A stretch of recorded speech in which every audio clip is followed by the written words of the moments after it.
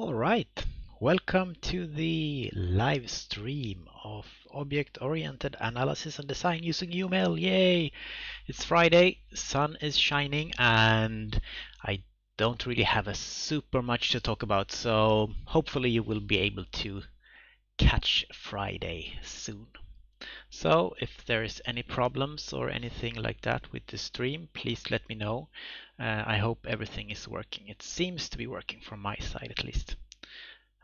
Last week I noticed that the stream was really laggy, so I'm trying to not stream using Wi-Fi this time. We will see how it turns out, and if it's still laggy I probably need to lower the resolution or something like that. It shouldn't really affect things on your end, I think. So let's get started. Time flies. We have actually finished pretty much 1/3 of the course this weekend, and as you all know, I hope you know at least, on Monday is the deadline for the final hand-in of the first workshop. Have passed the interesting point of getting feedback on your submissions for the peer review, and a lot of questions that I've got has been around this. I will talk a little bit about that, and we will also talk about the question we got in Slack about controllers, and I will probably be able to rant a lot there, so I hope you don't mind that. So anyway, 1/3 of the course almost done. Final hand-in on Monday. Don't forget to submit, and make sure you also check that the submission is final in Moodle, so you just don't upload. And if you work in a group, please submit also the people that you have worked with in a README file, so that we can make the assessment as efficient as possible. It's sad to assess the same model several times. That said, next week will probably be a little bit lower on the tutoring. We will focus a little bit more on trying to make the assessment as quick as possible. But I also think that some tutoring is important, as the deadline for workshop number 2 is enclosing, but it's not really super near, but it's you should get working, and if there's any questions regarding workshop 2, we should be able to handle those also. Otherwise, if we look at the suggested plan, you should be looking at lecture number 6 and 7. Should be done by today, maybe during the weekend, and basically everything about GRASP should be studied and learned to perfection during the next week. So I hope that you have control over your studies and that you are in a good phase here, and maybe this is a little bit of a downtime during week 39. Maybe you can focus on some other courses a little bit more during this time, but don't relax too much. Deadline for workshop number 2 is enclosing, and this is the same procedure as for workshop number 1. Submission for peer review, making peer reviews, getting feedback, and then doing the final submission also. So you should now be able to know exactly what will be going on here. All right. I hope everything is working, since I don't have anyone saying anything in the chat. I'm a little bit worried. Finally someone submitted. We didn't submit a README with the group members. However, we did make a note in diagram. That's fine. It's better with the README if you have the opportunity to do that, but as long as it's there somewhere, it should be fine. Cool. Let's move on. An interesting thing is that I actually submitted the suggested solution into the peer review system. And interestingly, as many of you probably have noticed, the feedback you get is really can vary a lot. And sometimes you agree with the feedback, and sometimes you don't really agree with the feedback. And that is something you need to accept with peer reviews. You are reviewed by peers that should know around the same amount of domain modeling knowledge that you have. So can be things that the reviewer has misunderstood in domain modeling, and then you can point that out to the reviewer in the feedback also. So you can see here I've actually got one review that has failed me on all of the parts of the review, and I've not yet submitted the feedback that I've gotten. But I think when I looked at this review, there were some issues that the author definitely had misunderstood some parts of domain modeling, and that had made that person fail this suggested solution. It's not a bad review per se, because the reviewer had spent time and done his best. So I think it's fine. It's not a failed review. Then again, the feedback is not something that I can really use to improve my model either, because I think it's wrong, and that's something you need to accept with peer reviews in general. So this is a little bit interesting. The other review I got was good, sufficient, sufficient. And in general, I think students have a tendency to, if they notice that something is a little bit wrong, it becomes a really low grade, even if the problem is actually really, really small, or even you fail something because of a minor detail. And I think that's probably due to lack of experience, really. We have a question here. Should we as a group respond to the reviews with one identical text for each review, or respond individually with the group to each review? That depends really a lot on how different the reviews are that you get. You should ideally respond individually on each of the reviews you get on your model, especially since sometimes the reviews can be quite different. Then again, there is a possibility also of a great overlap, and some parts of the feedback you send will probably be the same for several reviews, and then you can reuse that part. So yes and no, I would say. I would say that maybe 50% is the same feedback you get, and maybe 50% is more unique, tailored towards the review. But again, it depends a lot on the reviews you get. All right.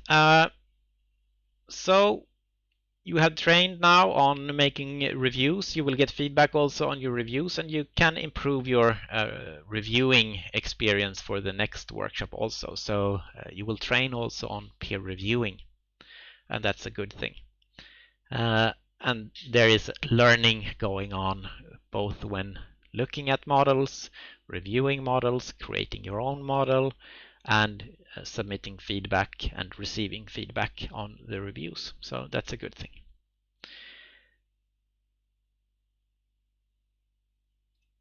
All right. Any more questions regarding the reviews and things like that?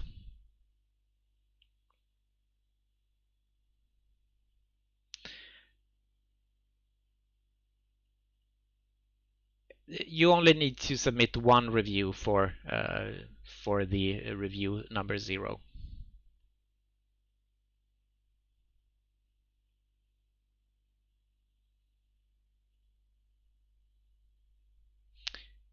All right, let's move on. A side note is that I've gotten myself a new little toy here, a little bit larger writing pad. So I have this little pen, and I can make drawings, and this is one of the drawings that I made.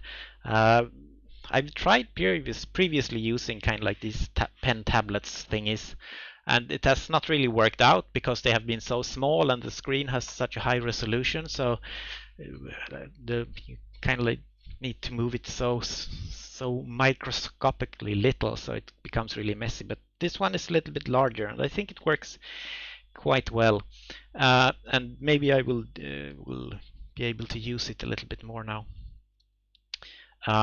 Anyway, the question we had in Slack was about controllers, and there are controllers mentioned in several contexts here, I think. We first have the grasp pattern for controllers.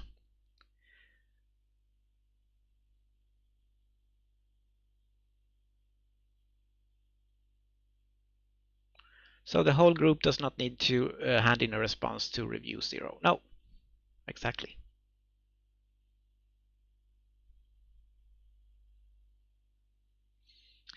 Yeah, if you did 6 reviews but and opened the 7th one, yeah, it's not a problem. So that should be all right. All right, let's move on again. Controllers are mentioned in several contexts. We first have the controller grasp pattern that is talking about controllers, and we can talk about controllers in model view separation context, and then we also have this architectural pattern model view controller that also has some controllers. And basically they are a little bit the same thing. And the idea is that, well, we have the business rules,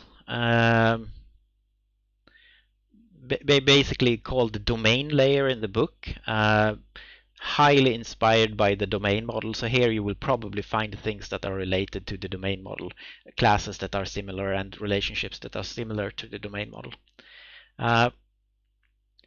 This will often depend on some kind of persistence stuff so that we can save things, and that persistent stuff will probably use some form of library for doing that. Maybe a database library handling SQL databases or whatnot.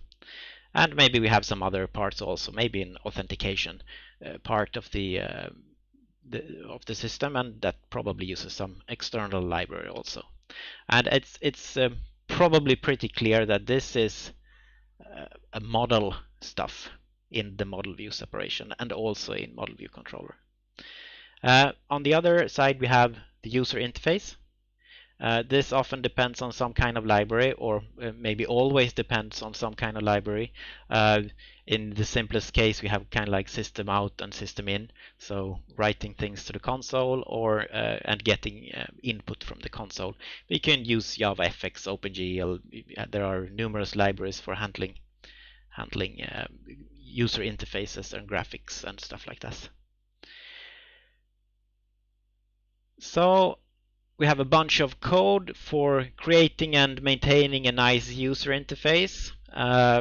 This is what is called the view in model view controller, and partly also what is inside the view in the model view separation principle. And one problem is that we have this part here in the middle, and that part is often highly connected to the business rules, because this part needs to make things happen in the system.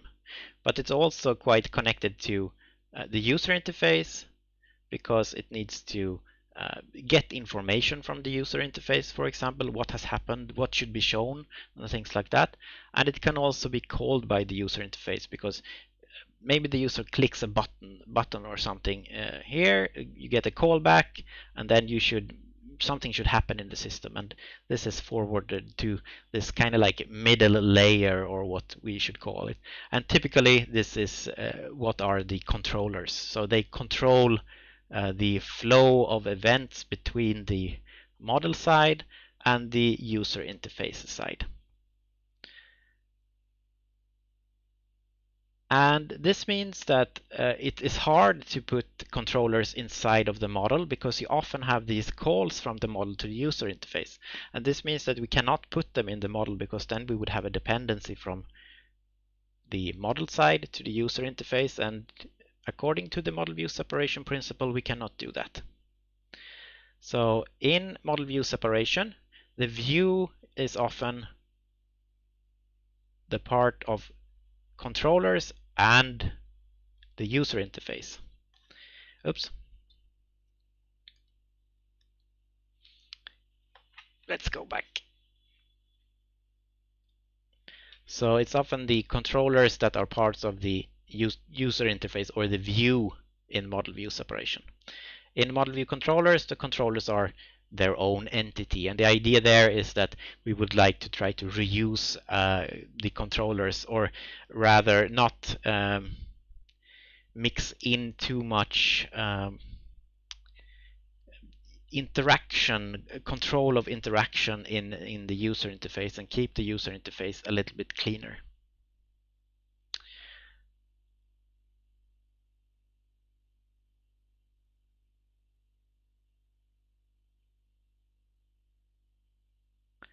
All right. Some questions regarding the lectures as been answered already. Everything is on CoursePress. You find the little plan on the 2020 welcome page. So what are then these controllers?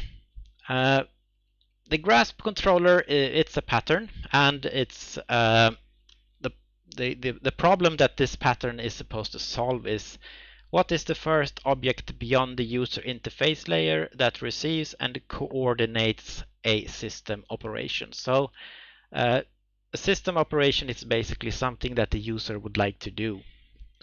And this can mean it can be quite a simple thing, and it can also be quite a complex thing. So you can imagine a simple push of a button in the user interface and something should happen, something should be updated in the system. On the other side, you can also imagine an entire flow of input and output, and in this flow, at the end of this flow, something should happen. So the user inputs some information in several steps, and then the actual actions should happen. And this could mean that the controller can be very simple or very complicated. And the advice then is to either create some kind of like class that represents the system as a whole, or a device, or a major subsystem. My favorite is the other one, where you represent the controller as a scenario. And this has the advantage of, if you have use cases with scenarios, then the controller will basically repeat that scenario but in code, and step by step execute things. So it will be very similar to the steps in the use case. And this has the advantage of it's easy to look at the requirement and look at the code, and the code and the requirement reflect each other in a nice way. And this will help you, for example, find problems.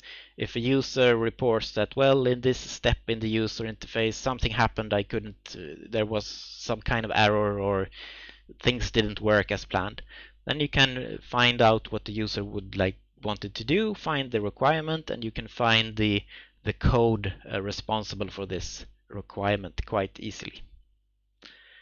So let's take a look at on how this could look. So we can imagine that we have a simple system where we want to add a student.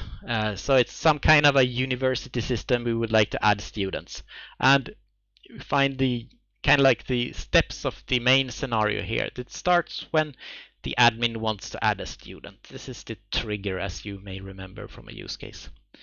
Then the system should do something. It asks for the student's name and email. The administrator supplies the information and confirms that the system should create the student.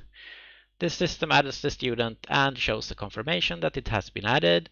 There can be some errors. For example, another student with the same email address could already exist, and that's illegal. the administrator maybe cancels the creation also. So 4 simple steps in the main scenario and 2 extensions or alternate scenarios here. And looking at the code, we have a function or method or operation that represents the trigger. This is called when the administrator wants to add a student. So clicks a button in the user interface or selects a menu item in a more classical menu. And the controller then tells the user interface to show the student form, and this corresponds to the system asks for a student name and email. And what happens inside this function, it's very much up to what kind of a user interface you have. Maybe you show a nice graphical user interface form. Maybe there is just a console, please enter student name, please enter student email. So when that is finished, the model is called, the registry. Apparently we have some kind of registry that has the students, and we ask this registry to add a new student. We get the name from the user interface and we get the email address from the user interface. Hopefully we get the student object back, and we can then tell the user interface to show the added student. Maybe you should see some kind of screen where it says student named X has been added, or student named X with email something something has been added. And then basically the main scenario is finished. If there's a problem, for example, maybe this email is already taken, there is some other student in the registry that already has this email, this registry then returns null for a value. This could maybe be handled with exceptions instead, but anyway, this is a little bit more compact for the screen. And we can do some error handling in this step, and this would then represent this alternate scenario, and maybe there are several steps needed here. Or when showing the form, the user can cancel. Oh, I pressed the add student button by mistake, I don't want to add a student. And then we can handle this part here. So this is basically how you can create the use case realization in your controller, and the steps in the use case will very much be reflected by the code in the controller. And this way you can also get a pretty nice balance between code in the controller and code inside the user interface layer. There is a tendency often to get really thin controllers that just forwards one thing to the model, and that's not good. And sometimes you get really fat controllers that has a lot of responsibility, and maybe this show student form is really a lot of function calls instead. So it's easy to get a skew in the balance of the amount of code that you have in controllers and views. So try to figure that out in some nice way.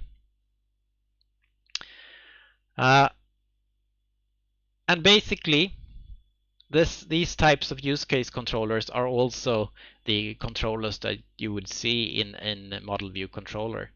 There are some different types of flavors of Model View Controller, and basically it is very much up to how you can find dependencies between the controllers and the user interface, and vice versa. I would probably recommend you to try to not have this dependency from user interface to controller, but keep the controller as in charge of the user interface, so to speak. And this is called that you have a passive view. The view itself does really nothing. It just waits for the controller to tell it to do something. So you should now show this. You should now collect this information, and the controller can ask the view for the information. All right. Is it okay to have several use case controllers and one main one with the old play game function happens?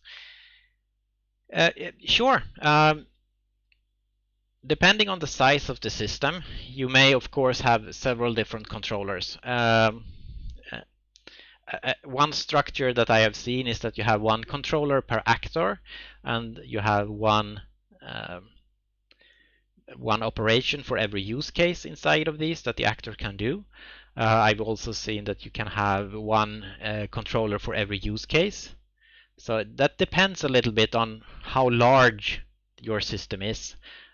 If we are talking like workshop number 2 size of a system, it's not really necessary to have a lot of controllers. So you can definitely get by using one controller. Maybe depending on how you structure the menu stuff, could be a little bit messy. So maybe two, but I would be surprised if you can like make 5 controllers in Workshop 2. It's often not worth it, so to speak.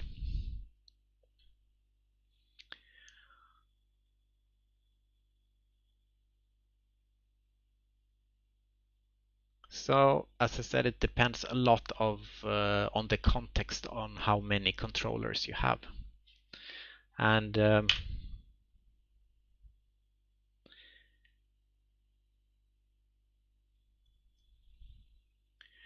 yes.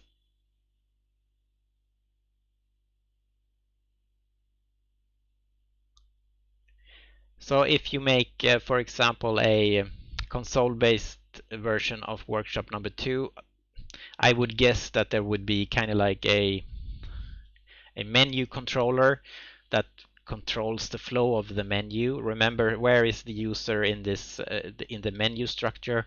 You probably will have some kind of like sub menus and things like this, and could be a nice idea to have a controller handling that, and that controller will probably call some other controller that actually handles the input and output for adding a member, changing a member, adding a boat, changing a boat, and so on and so forth.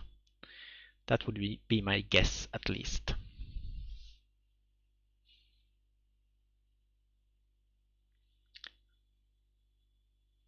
All right, any more questions regarding controllers? Indeed.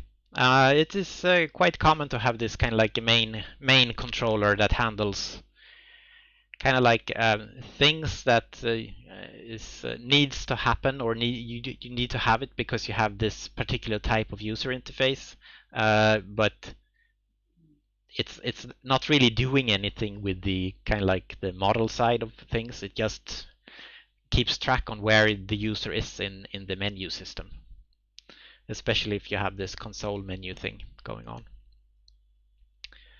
And you can delegate control to other controllers as needed.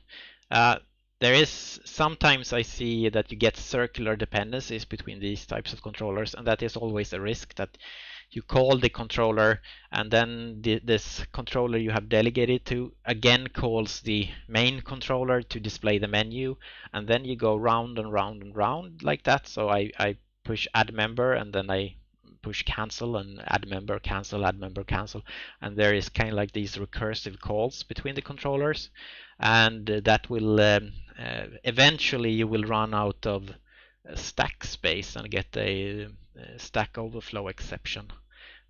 So look out for that. That's a mistake that is easy to do. So sometimes you need to return from the controller instead of just calling the controllers recursively over and over.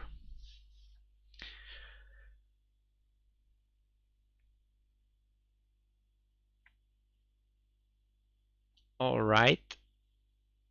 Any more questions? And as you see in this little diagram here, the controllers are often quite there's often quite a lot of coupling in the controllers. They are coupled to both the business rules and maybe the several different classes there, and also to the user interface and several different classes there.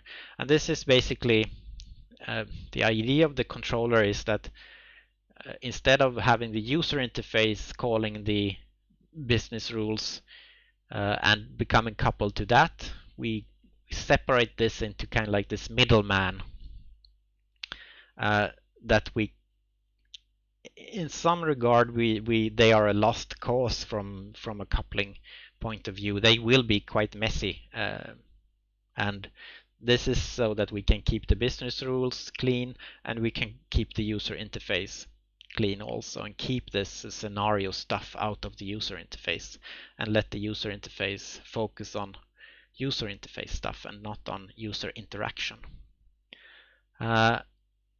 This means that controllers are very hard to reuse often. Possibly you could maybe try to write them in a way so that they are you can at least change the user interface and have different maybe languages and things like that, but it's often hard to have really totally different user interface paradigms in and reuse the controllers, because the flow is often a little bit connected to if you wait for things to happen in the user interface or if you have kind of like event-based user interfaces. How important is persistence for workshop 2? Is serializable okay? Definitely okay. I don't really care about the persistence, how you solve that. As easy as possible. There are no requirements regarding how you should store stuff, really. I think a text file is nice because then you can edit it outside of the application and get some testing data going. That's harder to do with serializable, but that's totally fine if you want to use that.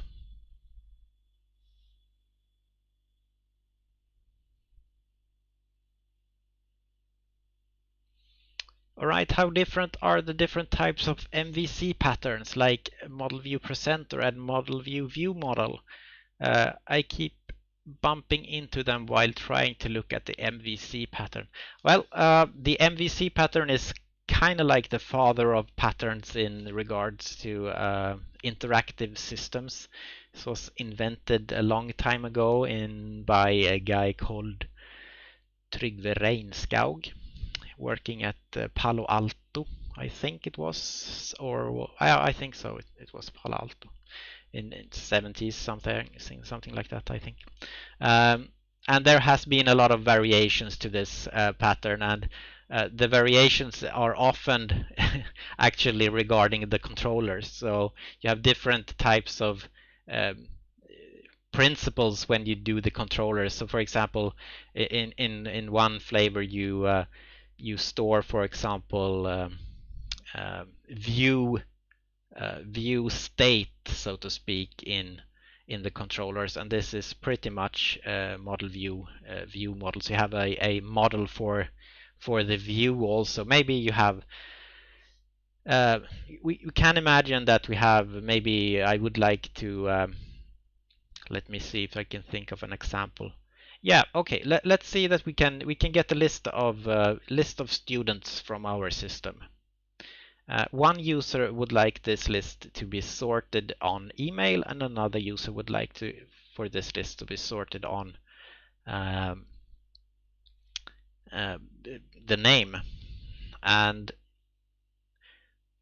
keeping this option, how the user prefers to have the list sorted, is typically something then that is saved in this view model class or view model part of the system.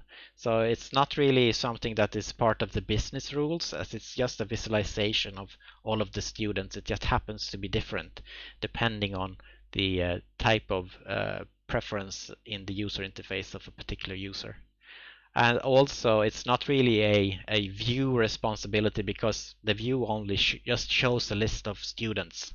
It doesn't really care about how it's sorted, and especially not storing how this sorting is supposed to be.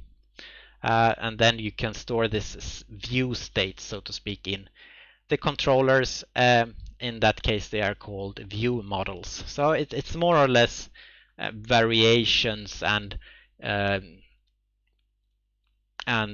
differences in where you place certain responsibilities that have given then people have given this different names. I'm not too fond of that myself, but it's something that happens, and it's well, adding new names to old things is something that we often need to live with in the software engineering world. It's often ideas are not really that new, but it's maybe some new variation on something that's really old.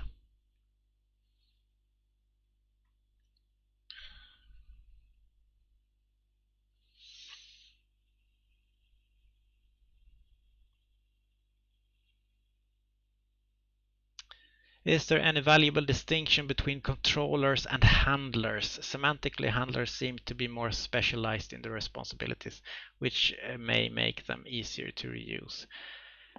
Oh, really hard question to answer. It depends, of course, on what you put in the word handler, and I think that's also something you should think about when you decide, for example, to use a model view controller in a team setting.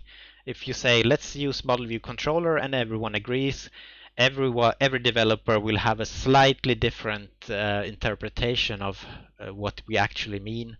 So you need to sit down and define it more thoroughly, definitely, and maybe especially what are the controllers, how should we what responsibility should they have more exactly. So just saying we should use model view controller, it's a start, but it's definitely not the end of things. It's the start of the discussion about what should go inside of these different components, really. So it depends a lot on what you mean by handlers in this case. Maybe it seems to be something a little bit more focused, and focused things are maybe more easy to reuse, but they also tend to become maybe the need to reuse them often becomes lower, so to speak, because they are really, really small and specialized. So that would mean that they would only be usable in a very specific context.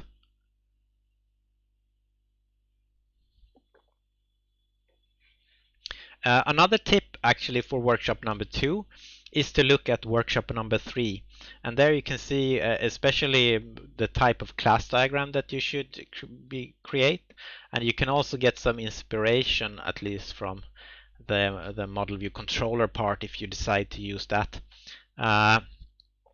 There are some problems in the workshop number 3 that you are supposed to fix for workshop number 2, so you need to take that advice with a grain of salt also, but in general you can take a look at the structure there if you want to. I think also you can, if I remember correctly, you can actually see that there are 2 types of user interfaces, different languages I think they are in, and they reuse the same controller there.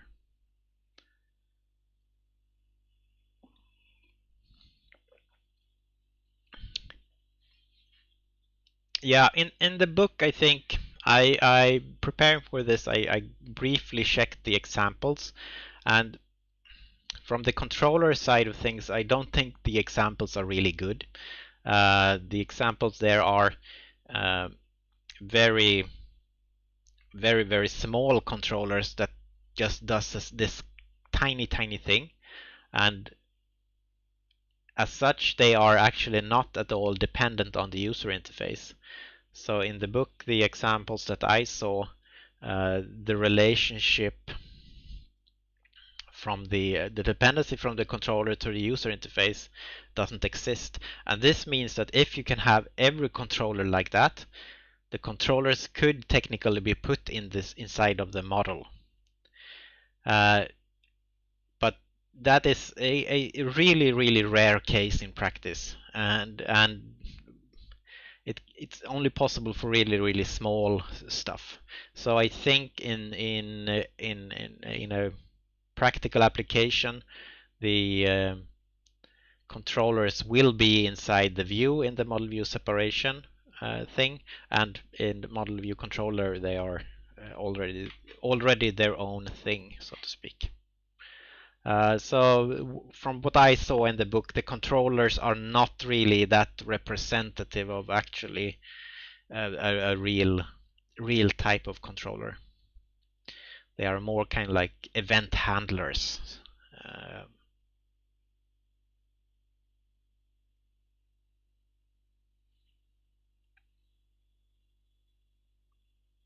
All right. Any more questions regarding controllers? I think this is a very, of course, generic discussion, and there are a lot of ifs and buts, and it depends. So if you are not really sure about things, you can always either post a question in the general Slack channel or get a tutoring session, because it's often easier when we have some code to look at to figure out what you ask in your specific context.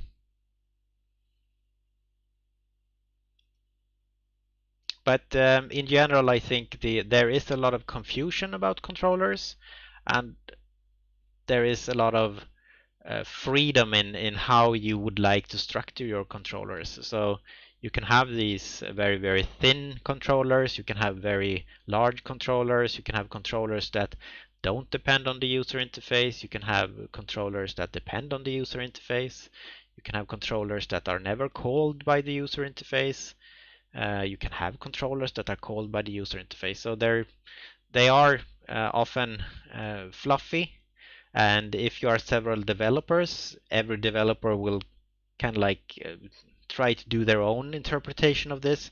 So this is something that you need to define and think about a little bit more than just saying we should use controllers. That doesn't really help. You should define how you would like to use controllers. All right. Let's not rant on if there are no more questions. I hope that you make your final changes for the first workshop and hand it in. You have until Monday. You have the full day on Monday, and we will start looking at these on Tuesday. There will be some more tutoring sessions going on during the week. It will be a little bit less, I think, at least until the end of the week. We will focus on getting some work done assessing workshop number 1. Yeah, the live streams, I enjoy them too. It's a little bit interesting to have this. It's semi interactive, I guess, and it's I enjoy ranting, so it's good. Today was maybe a little bit ahead of some of you. Maybe you haven't really thought about the controllers yet, but you can always go back and listen to this again. And when you have some code, maybe you can understand a little bit better on what I'm trying to say here. All right. Next week the live stream will maybe focus a little bit more on workshop 2, but we will see what happens on the tutoring sessions also. All right, I don't really have anything more to say for now, so I will practice a little bit more on my new tablet here and try to make some nice drawings. Have a super weekend, guys, and see you next week. Bye bye.